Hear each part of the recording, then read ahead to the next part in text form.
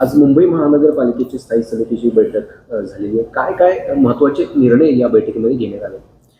या बैठकीमध्ये महत्त्वाचे निर्णय घेण्यात आले. त्यापैकी एक शैक्षणिक साहित्याची जी खरेदी आपण करतो ती यावर्षी जेम पोर्टलवरनं करण्याचा निर्णय झाला. वास्तविक आम्ही मार्चमध्ये महापालिकेमध्ये कामकाज करायला तसा म्हणजे स्थायी समिती वगैरे प्रारंभ केला आणि त्यावेळेला आम्ही निर्णय घेतला की शालेय वस्तूंची खरेदी जेम पोर्टलवरून करायची.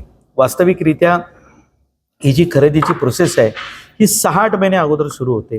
तरी देखील आज रेनकोट आणि छत्र्या या 2 वस्तू ज्या आपण विद्यार्थ्यांना देतो त्याच्या खरेदीच्या संदर्भातले निर्णय झाले आणि तुम्हाला हे मी जरूर सांगू शकतो की यावर्षी जेम पोर्टलवरती खरेदी केल्यामुळे पूर्णतः ट्रान्सपरन्सी, पारदर्शकता आली, कॉम्पिटिशन झाली आणि यामुळे कमीत कमी 30 ते 35 कोटी रुपये हे मुंबईकरांचे शालेय वस्तूसाठी जे आपण देत होतो त्यामध्ये वाचणार आहेत.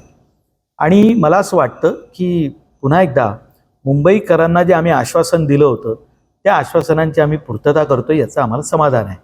दुसरी बाब, मिठी नदीच्या स्वच्छतेबाबत एक टेंडर आज आम्ही मंजूर केलं आणि येणाऱ्या 31 मे पूर्वी त्याने 80% काम करण्याचं जे आपलं प्रयोजन आहे, 10% मान्सूनच्या पूर्व, 80% आणि 10% मान्सूनच्या नंतर, तर ते काम पूर्ण होईल अशा प्रगतीपथावर आहे. आणि आज स्थायी समितीच्या अध्यक्षांनी हे ठरवलं की ते स्वतः या मिठी नदीचा दौरा करणार आहेत.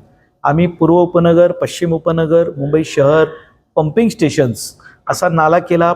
महापौर फिरतायत, उपमहापौर फिरतायत, स्थायी समितीचे अध्यक्ष असो, मी सभागृह नेता म्हणून असो, आम्ही पूर्ण मुंबईवर नालेसफाईवरती लक्ष ठेवून आहोत. आणि आत्ता ज्या मिठी नदीवरनं वारंवार विषय होतो तर आत्ता आम्ही मिठी नदीवरही आत्ता दौरा करण्यासाठी जात आहोत.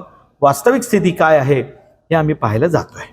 तुम्ही सातत्याने सभागृहामध्ये असेल किंवा अनेक स्थायी समितीच्या बैठकीमध्ये असेल, नालेसफाईचा जो मिठी नदीचा गाळ उपसा आहे त्याचे आकडे मुंबईकरांना यावेळेस कमी पाहायला मिळतील असं नेमकं म्हणताय. म्हणजे नेमकं तुम्हाला म्हणायचं काय? बघा, असं आहे की साधारणतः मिठी नदीमध्ये गाळ उपसला जायचा तो 9,80,000 मेट्रिक टन वगैरे असा तो आकडा दिला जायचा. मी तुम्हाला यावेळी खात्रीने सांगतो, मी मिठी नदीचं उदाहरण तुम्हाला दिलं. बाकीच्या मुंबई शहरामध्ये मायनर आणि मेजर नाले जे आहेत यावेळेला जी आकडेवारी आहे या आकडेवारीमध्ये दरवर्षीच्या तुलनेमध्ये यावेळी तुम्हाला आकडेवारी कमी दिसेल. याचं कारण असं आहे की या प्रत्येक नाल्याच्या बाजूला आपण बघू शकाल तर मोठ्या प्रमाणावरती डेब्रिज पडलेला आत्ता आम्ही यावेळेस सुद्धा बघितलं ते आणि काही प्रश्न उपस्थित केले, त्यावर कडक कारवाई करू म्हणून सांगितल्यानंतर जो काही मेसेज जायचा आहे तो गेला. असं आहे की वास्तविकरित्या किती गाळ उपसला जातो हा एक यावेळेला आपल्या लक्षात येईल.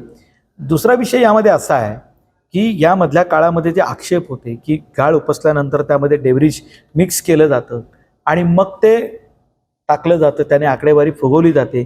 यावेळेला कमीत कमी 15 ते 20% हा आकडा कमी होणार आहे. आणि तो यासाठी होणार आहे की आज वास्तविक रूप हळूहळू लोकांसमोर यायला सुरुवात झालेली आहे. आणि आम्हाला पूर्ण खात्री आहे की गत काही काळामध्ये जे आकडे फुगवून दाखवले जात होते ते यावर्षी आपल्याला पारदर्शकतेमुळे वास्तविक आकड्याच्या आम्ही जवळ जातोय. मी पूर्ण वास्तविक आकडे म्हणणार नाही, पण त्याच्या आम्ही जवळ जातोय असं मात्र तुम्हाला खात्रीने सांगतो. पावसाळा अगदी तोंडावर आहे आणि 31 मे तुमची शेवटची तारीख होती जी मिठी नदीचा गाळ उपसा करण्याची. परंतु अवघ्या 7 दिवसामध्ये तुम्ही मिठी नदीचा गाळ उपसा करण्यासाठीचं टेंडर काढले, तर हे थोडं मुंबईकरांना किंवा मुंबईकरांना हास्यास्पद असं वाटत नाही. असं आहे बघा, मी मगाशीच म्हणालो एवढी प्रचंड मोनोपॉली यामध्ये काम करते आहे. एक परिवार या सगळ्या गाळ नालेसफाईचं टेंडर हे मॅनेज करतोय. नवीन बिल्डर्स यावेत, नवीन प्लेयर्स यावे म्हणून आम्ही त्यातल्या काही अटी शिथिल केल्या की या अटी शिथिल केल्यामुळे त्यांना काम करायची संधी मिळेल. या नवीन आलेल्या कॉन्ट्रॅक्टर्सना डम्पिंग ग्राउंड मिळू नये, खालून सहकार्य मिळू नये, त्यांना साहित्याची जुळवाजुळव करावी लागते, त्यांना डंपर्स लागतात, हे मिळू नयेत म्हणूनही प्रयत्न झाले. म्हणजे ही मोनोपॉली ही कुठपर्यंत काम करते हे तुम्ही लक्षात घ्या.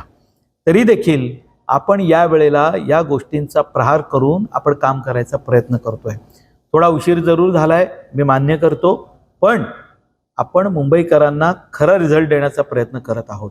मिठी नदीमध्ये काम यापूर्वीच सुरू झालं.